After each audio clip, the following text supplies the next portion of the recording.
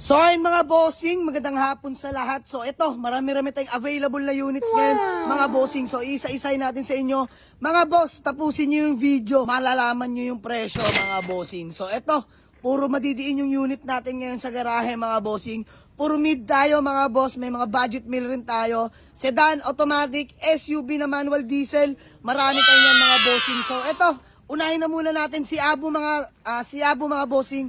Ang ating Toyota Hiace GL Grandia na 2016 model, manual transmission, diesel engine mga bossing, 2.5 mga bossing. So ito mga bossing, reason for sale po natin, no? Magpapalit lang tayo ng bagong pangarap na sasakyan mga bossing. So alam niyo na yon. So simulan na natin dito mga boss. Newly registered till next year. Sobrang lamig ng aircon, kompleto lahat ng papeles mga bossing. Grabe, ito, well-maintained talaga mga bossing, no? Naka SGL headlights, naka SG grill, nagpalit na rin tayo mga bossing, no? So may fog lamps yan, di pa nakakabit. May Bosch horn din yan, di pa nakakabit mga bossing. Kompleto yan si Abu. So naka grand loop na rin at taillight. Ayan, palibot ko kayo sa likuran mga bossing. Ito si Abu mga boss. Ayan. Kompleto lahat yan mga bossing. Sasama ko na sa inyo. Tapos naka GR steering wheel. Pakita muna natin. Interior. Ayan, captain seats na yung harapan mga bossing. Leather seats interior. Ayan si Abu mga bossing. Napaka-pogi niyan. Ayan, dual aircon. Napakalamig mga bossing. So, ayan. Dito tayo sa harapan. Ayan ang harapan mga bossing. All power na si Abu, no? Ayan, manual transmission yan mga bossing. Suspension. Napakaganda. Walang kalampag mga bossing. Napaka-solid niya. Ito ang kanyang GR steering wheel. Salamat by Saldong Pikit. Ayan kay Papi. Napaka-solid. Baka may makakursunada lang kay Abu mga bossing ha. Binebenta na natin siya sa halagang 985 only. Negotiable pa mga boss sa mga naghahanap sa atin ng GL Grandia. 985k lang mga bossing. May bawas pa. Pangalawang available na units natin. Ito. Super busog-lusog na unit mga boss. Literal na class A. Loaded ng parts. So ito, Mitsubishi Lancer GTA 2011 model. Automatic transmission, paddle shift, top of the line mga boss. Ayan, as you can see, newly registered till next year. Naka carbon fiber hood. Mga bossing, naka 18 mugs. Disc brake na mga bossing, harap at likod. Napaka-pogi naman itong GTA na to mga bossing. So ayan, baka may naghahanap sa inyo ng ganito mga bossing ha. Murang-mura lang natin ibebenta. Napakakinis pa ng paint. Naka-wing na rin yan. Ayan yung likuran yan mga bossing, solid. Naka sports, na coil over na nga rin pala to mga bossing, adjustable.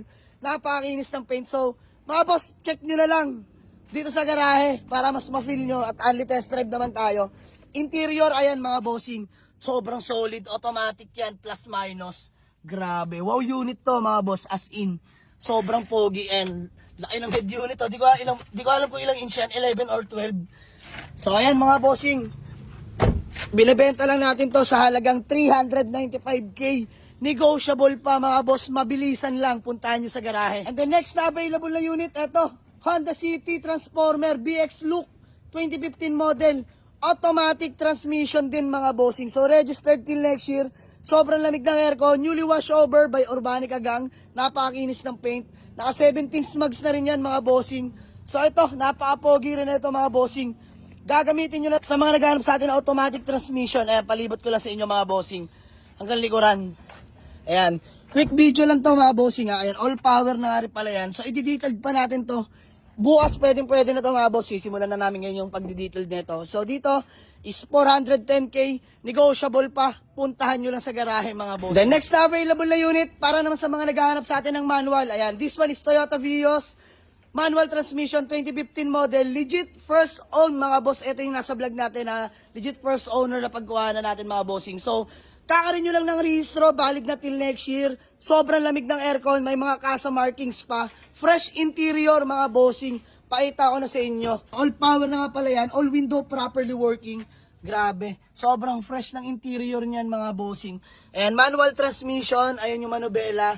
Ayan, kumpleto lahat yan mga boss. Napakakinis ng paint nito mga bossing. So ayan mga boss, sa mga naghanap sa atin ng Toyota Vios na 2015 model manual transmission, available na to for only 310k. Negotiable pa mga bossing.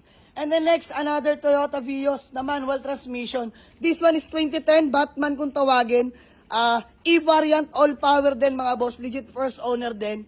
Available na to mga bossing for only 275k negotiable. Fresh in and out din yan mga bossing. Napaka-solid din ng BIOS na to. 275 lang, negotiable pa. Sa mga naghahanap din ng automatic na Toyota Vios, 2010 model din to. Available na to mga boss. Registered till next year. Sobrang lamig ng aircon mga bossing. Presentable paint, original paint yan mga bossing. So puntahan nyo lang sa garahe mga bossing, no? Let's go. Next na available na unit, ang ating Toyota Corolla Altis na automatic transmission E-Variant. 2005 model mga bossing. Automatic to. So registered na mga bossing. Sobrang lamig ng aircon. Actually kakapagawa lang natin.